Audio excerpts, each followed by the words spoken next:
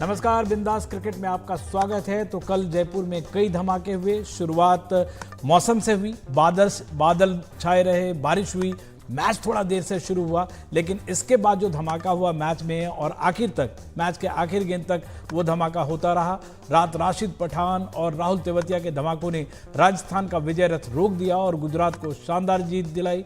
और इन सब पर बात करने के लिए हमारे साथ आज भिलाई, फरीदाबाद और काबुल से जुड़ेंगे कई पूर्व दिग्गज क्रिकेटर। पर डालते हैं पहले कल के थ्रिलर पर एक नज़र। और ये तस्वीरें जो है कल की मैच की तस्वीरें हैं। कल जयपुर में खेला गया मैच बारिश की वजह से थोड़ी देर से शुरू हुआ, लेकिन उसके बाद रोमांच की कहीं कोई कमी नहीं रही। लड़खड़ाती शुरुआत के बाद राजस्थान के कप्तान संजू सैमसन और रियान पराग अपने रंग में दिखे। रियान पराग ने 48 गेंदों पर 76 रन बनाए, तो कप्तान संजू सैमसन 38 गेंदों पर 68 रन बनाकर नाबाद रहे। 197 के लक्ष्य का पीछा कर रही गुजरात की ओर से गिल ने 44 गेंदों पर 72 रनों की पारी खेली, लेकिन आखिरी 2 ओवर में गुजरात को जीत के लिए 35 और आखिरी ओवर में जीत के लिए 15 रन बनाने थे। 19.5वें ओवर में राहुल तेवतिया रन आउट हो गए और फिर आखिरी गेंद पर पठान राशिद खान ने चौका लगाकर मैच और दिल जीत लिया। सबसे पहले बात शानदार फिनिशर्स राशिद खान और राहुल तेवतिया की करेंगे और इसके लिए चलेंगे अपने मेहमानों के पास। सुनील गावस्कर ने उनकी बहुत तारीफ की है। राशिद खान की कह रहे हैं सारी जो टीमें हैं वो राशिद खान की ओर देखती हैं, उसे लेना चाहती। क्या पता अगला जो ऑक्शन आए उस समय शायद राशिद खान पे और बड़ी बोली लगे। अभी 15 करोड़ में बिके हैं, देखना होगा। और क्या कमाल की पारी उन्होंने खेली। 4 ओवर में सिर्फ 18 रन देकर एक विकेट भी लिए और शानदार फिनिशिंग की। और सबसे पहले चलते हैं राजेश चौहान के पास। राजेश सर, कल ईद मनाने, ईद तो आज है लेकिन एक दिन पहले ईदी एक तरह से उन्होंने दे दी। ईदी दी गई है कल। ठीक बोल रहे हैं, बिल्कुल। बिल्कुल ठीक बोल रहे हैं, ईदी दी गई है। आ, बहुत अच्छा। मतलब अगर देखा जाए तो अभी आप सब जी परफॉर्मेंस ले रहे थे, संजू का, रियान का, इधर पे गिल का, सारे के परफॉर्मेंस को एक तरफ करके राशिद ने आखिरी में पूरे जलवा अपने ऊपर लेकर के वो एक हीरो बन गए। और जैसे सनी भाई ने भी कहा है कि उनका कमिटमेंट दिखता है, बिल्कुल दिखता है। अगर आप उनका बॉडी लैंग्वेज देखें, जब वो बॉल डालते हैं, फील्डिंग करते हैं, इवन वो, अगर आप, मैं जो उनको वॉच किया मैंने, जब वो बैट डाल के बैठे रहते हैं ना बाहर डगआउट में, तब भी उनका ना, उनके चेहरे पे ये कमिटमेंट लगता है कि यार मैं चला जाऊं, मैं अंदर चला जाऊं, मैं कर लूं, मैं कर लूं। ये चीजें, ऐसे प्लेयर होते हैं, बहुत रेयर होते हैं और इन लोग की डिमांड भी होती है। बिल्कुल ठीक, सही, अच्छी बात है कि ऐसे प्लेयर भी हैं अभी, अच्छा राजेश भाई, और वो भी एक और ऐसी। आपके दिल से जुड़ी बात। जैसे मुझे लगता है कि आपको आपका ड्यू नहीं मिला, राहुल तेवतिया को उसका ड्यू नहीं मिला है। मैं वो 2 साल से वॉच कर रहा हूँ। तेवतिया बेचारा, नहीं नहीं, गलती नहीं है उसकी, उसने वो अपना वो, लेकिन जिस चीज के लिए उसको रखा गया है टीम में, वो अपना कमिटमेंट पूरा करते हैं, बहुत अच्छी बात है। और वक्त आएगा जब उनको उनका वो उनकी चीज। राजेश भाई, आपका म्यूट दब गया है, फोन आ रहा है। हाँ, राजेश जी का तकनीकी वजहों से अभी जुड़ नहीं पाए, उनसे बातें करते हैं। लेकिन जैसे कह रहे थे राहुल तेवतिया, क्या 2020 में 5 छक्के लगाए थे एक ओवर में और उसके बाद से लाइमलाइट में है सारी टीमें। अभी भी वो 9 करोड़ में गुजरात में गए, लेकिन उनको वो जो अभी राजेश बता रहे थे, प्रॉपर उनको जो ड्यू है उनका मिलना, मतलब उनकी बात बहुत कम होती है। बात इसलिए कम होती है क्योंकि ऐसे बहुत प्लेयर है, सिर्फ वही नहीं है, राहुल नहीं है, बहुत और भी दूसरे प्लेयर है जो, जिन लोगों के बारे में बहुत कम बात होती है।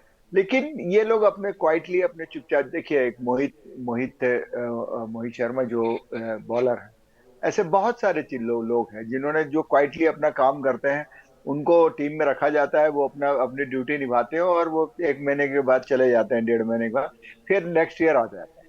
तो ऐसे बहुत सारे प्लेयर हैं और कहीं ना कहीं उनको कुछ ना कुछ रिवॉर्ड तो मिल ही रहा है, मिलेगा भी भविष्य में। इन दोनों को में देखे, जो एक तरह से जैसे पूरे टूर्नामेंट में फिनिशर्स का रोल, जिस टीम के पास अच्छे फिनिशर्स हैं वो ज़्यादा जीत उसको मुकम्मल हो रही है। लेकिन जिन टीमों के पास, जैसे दिल्ली के पास फिनिशिंग नहीं हो पा रहा है, इसलिए बॉटम में है। मुंबई के पास फिनिशर्स हैं लेकिन वो फिनिशर सुपर परफॉर्म नहीं कर रहे हैं, इसलिए वो टीम पिछड़ रही है। नहीं, फिनिश करने के लिए डिस्टेंस भी थोड़ा सा कम होना चाहिए, जिसको, जो कि ऊपर के जो बैट्समैन है वो उस डिस्टेंस को कवर करते हैं। कुछ टीमें ऐसी हैं जहां पर वो डिस्टेंस ना कवर नहीं हो पा रहा है, बहुत ज्यादा डिस्टेंस हो जा रहा है, तो जो फिनिशर है उनका काम 30 रन 40 रन या 20 रन 25 रन उसके लिए सफिशियंट है। लेकिन अगर आप 50-60 रन का डिस्टेंस रखेंगे तो उसको उसको compete करना थोड़ा सा डिफिकल्ट हो जाता है 2020 में, क्योंकि आपको मौका बहुत कम मिलता है। तो वो चीजें जिसके पास जिसको अपॉर्चुनिटी मिल रही है वो उसको पूरा करने की 100% कोशिश कर रहा है। अब कल का और मैच ले एक लीजिए, 2 रन से मैच हारे, और बिल्कुल कोशिश की इवन इसने क्या नाम शशांक ने, लेकिन नहीं हो पाया, 2 रन से हार गए। बिल्कुल, अगर ओवरऑल देखें, जैसे आपने शशांक का नाम लिया, कई सारे फिनिशर्स जो हैं वो इस बार उभर के भी आए। शशांक है, आशुतोष है, राहुल तेवतिया तो पहले से जाने जाते हैं, राशिद खान ने अपना काम पूरा किया, धोनी को एक मैच में मौका मिला। मतलब धोनी तो खैर अब कितनी भी उनकी फीकी पड़े चमक, उनका एक अलग ही जलवा है। तो फिनिशर्स के लिए भी, और रिंकू सिंह का अब तक इस बार उस तरह से दिखा नहीं है, शायद वो मौका मिलेगा तो फिर से वो चमकेंगे। फिनिशर्स का रोल की इसलिए भी बात है क्योंकि वर्ल्ड कप के हालांकि भी है, बहुत सारे मैच है, 14-14 मैचेस सबको खेलने हैं, तो फिनिशर्स का रोल उस लिहाज से बहुत अहम हो जा रहा है। जो मेरा ऑब्जर्वेशन बता रहा हूँ, मैं कोई बहुत बड़ा बैट्समैन नहीं हूँ, लेकिन मैं अपना ऑब्जर्वेशन, ये जो दो बाउंसर है ना, दो बाउंसर का जो रूल है, इसने बहुत सारे ऐसे बैट्समैनों को जो आगे खेलते थे, जो सामने खेलने की कोशिश करते थे, खड़े खड़े खेलते थे, सामने से बॉल को पिक करते थे, इनका बॉडी चला गया पीछे, और ये वो उनकी स्टाइल बदल गई। और जो बैट्समैन क्रीज के अंदर खेलते थे, क्रीज के बॉडी बैलेंस को लेके खेलते थे, जो वेट करते थे शॉर्ट बॉल का, वो बैट्समैन फिनिशिंग में अच्छा कर रहे हैं। आप मैं ये पिछले ऑब्जर्व कर रहा हूँ, करीब करीब ये जब से ये शुरू हुआ है, मैं बिल्कुल उसको बहुत ध्यान से देख रहा हूँ। तो कहीं ना कहीं कुछ चीजें, टेक्निक भी जो है वो रूल्स रेगुलेशन पे या बॉलर की पिचिंग पे डिपेंड करता है, उसका उसका खामियाजा बैट्समैन को भुगतना पड़ता है। हालांकि बाउंसर स्ट्रेटेजिकली आप देखिए तो बाउंसर्स का उतना यूज नहीं कर रहे हैं, पैट कमिंस स्लो कटर डाल रहे हैं और फंसा रहे हैं एक जी, तरह से बैट्समैन को, तो फंसा स्लो रहा है। कटर ज्यादा चल रहा है, स्लो कटर स्लो बाउंसर। और एक एक मेरा और एक मेरी मतलब ये जो नया बॉल का जो वैल्यू है, न्यू बॉल की एक वैल्यू होती है जो भुवनेश्वर कुमार बहुत अच्छे से यूज करते हैं, मोहित करते हैं। तो मेरा कहना है वो इवन अभी पेट कमिंग्स ने लास्ट मैच में देखिए बहुत अच्छा यूज किया। तो नया बॉल की एक वैल्यू है, उस वैल्यू को यूज करना थोड़ा सीखेंगे, अगर वो सीख गए तो आप देखेंगे कि ये जो रन जो ये 190-80 बन रही है अपने आप 150-60 पे आके रुक जाएगा। तो कहीं ना कहीं कमी तो हो रही है, आ जाएगा, लेकिन वो भी लय में आ जाएंगे जिस दिन ये चीजें धीरे धीरे जो पीछे जो लोग हैं, इनके जो सपोर्टर हैं, सपोर्टिंग स्टाफ है, कहीं ना कहीं इस पे वर्क कर रहा होगा। और ये निकल के आजकल तो इतनी सारी चीजें हैं कि वीडियो एनालिसिस ये वो बहुत सारी, तो अपने आप इसका तोड़ निकाल लेंगे और आ ही जाएगा। टेक्निक पे ज्यादा आजकल जोर रहता है, कुछ हाँ लेकिन कुछ हमारे जैसे लोग हैं जो धीरे धीरे वीकनेस या पॉजिटिव चीज बताते हैं तो उसको वो अडॉप्ट करेंगे। मैं अगर बोल रहा हूँ तो सनी भाई भी होंगे, कहीं ना कहीं रवि शास्त्री भी बोल रहे होंगे, कहीं ना कोई तो बोल ही रहा होगा जिसको कहीं ना कहीं अडॉप्ट तो कर ही रहे होंगे। बिल्कुल टेक्निक पे जोर तो है, लेकिन एक छोटा सा ब्रेक लेते हैं राजेश भाई, उसके बाद आते हैं। आज बहुत बड़ा मैच है, वैसे तो मुंबई बेंगलोर है, लेकिन सब विराट और रोहित की बात कर रहे हैं। लेते हैं एक छोटा सा ब्रेक, ब्रेक के बाद हाथ से।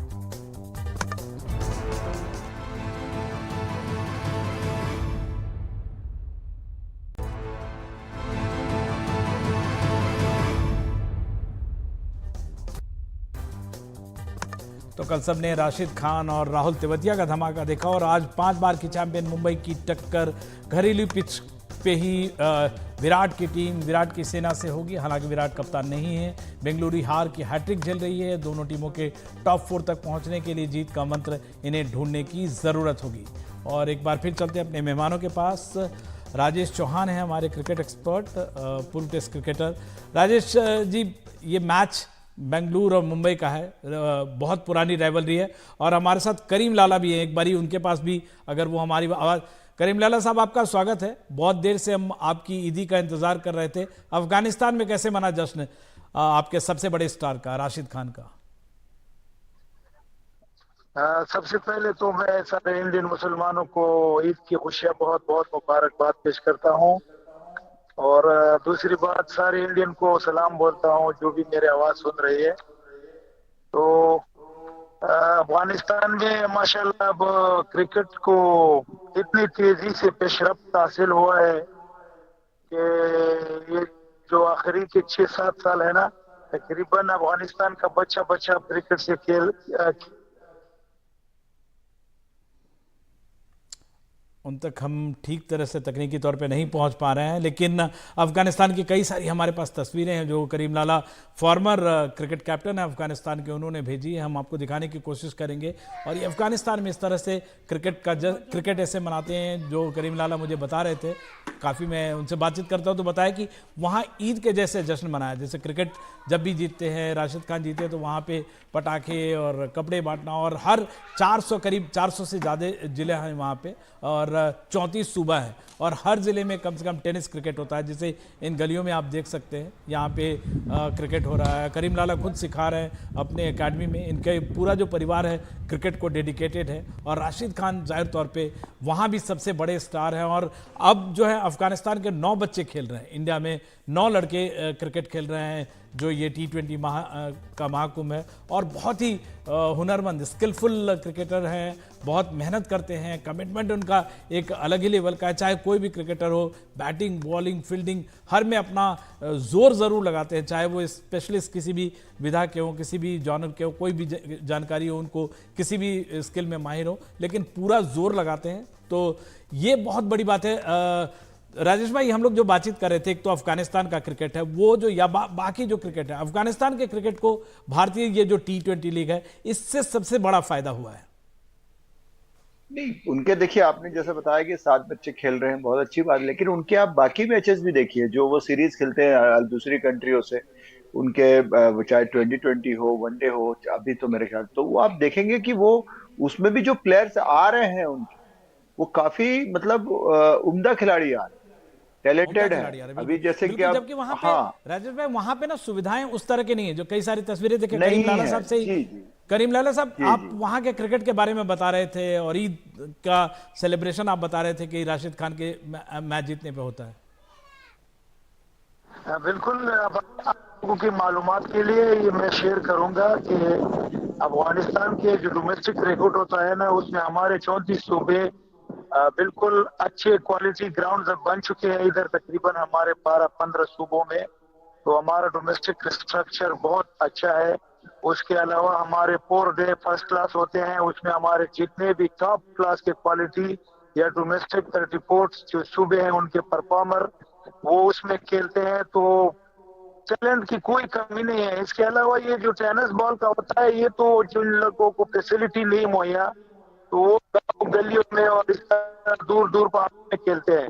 लेकिन जो हमारे सबसे बड़े सिटी है अफगानिस्तान में, जिस तरह जलालाबाद है, काबुल है, खोस है, कंदहार है, कंदूज है, तो हमारे इंटरनेशनल स्टैंडर्ड के ग्राउंड बन चुके हैं। हमारा डोमेस्टिक क्रिकेट है। इधर राशिद खान जैसे अब आपको 100 से ज्यादा अच्छे क्वालिटी बॉलर मिलेंगे। टैलेंट की यहाँ कोई कमी नहीं है। इसका सबका जो मेन वजह वो ये है कि यहाँ के लोग बड़े दिल से और बड़े अरमान है उन लोगों का कि अफगानिस्तान आने वाले 5-6 साल में क्रिकेट के वर्ल्ड के टॉप टीमों को हराए। तो हम भी बिलीव करते हैं इतना टैलेंट है। फास्ट बॉलिंग बहुत अच्छा आ रहा है।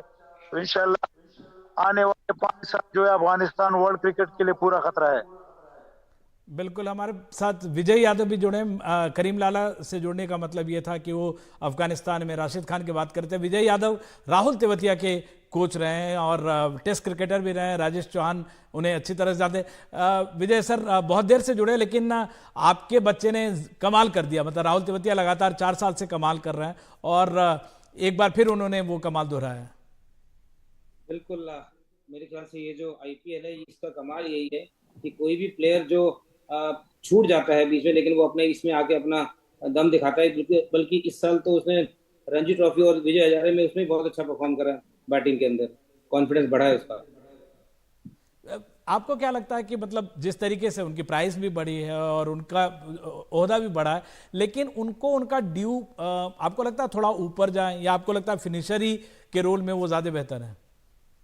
तो देखिए, अगर मैं उसका पूरा क्रिकेट कैरियर देखता हूँ तो वो हमेशा ऐसा ही उसका रहा है कि शुरू में वो बॉलिंग में विकेट्स ले रहा था, रन कम होते थे, फिर धीरे धीरे रन बनने शुरू हुए। अब जो ड्यू है, मेरे को लगता है आज से 2 साल पहले जब उसको इंडियन टीम के लिए कॉल आया तो वो उसका बेस्ट टाइम था, जहां जिस भी वजह से वो टीम को जगह नहीं बना पाए। थोड़ा सा फिटनेस पे मुझे लगता है अभी और काम करना चाहिए। जो अब जब आप आईपीएल खेल रहे हो तो आपकी फिटनेस तो बहुत हाई लेवल रहनी चाहिए।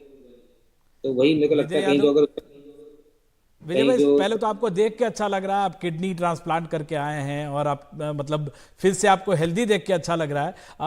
करीम लाला से एक और सवाल ले लेते हैं। कभी करीम भाई, आप राशिद खान के बारे में, जो आपकी फैमिली ने, राशिद खान की फैमिली ने, एक मुझे नेल्सन मंडेला की बात याद आती है, sport has the power to change the world. आपको लगता है अफगानिस्तान में क्रिकेट की वजह से हालात बहुत बदल गए हैं?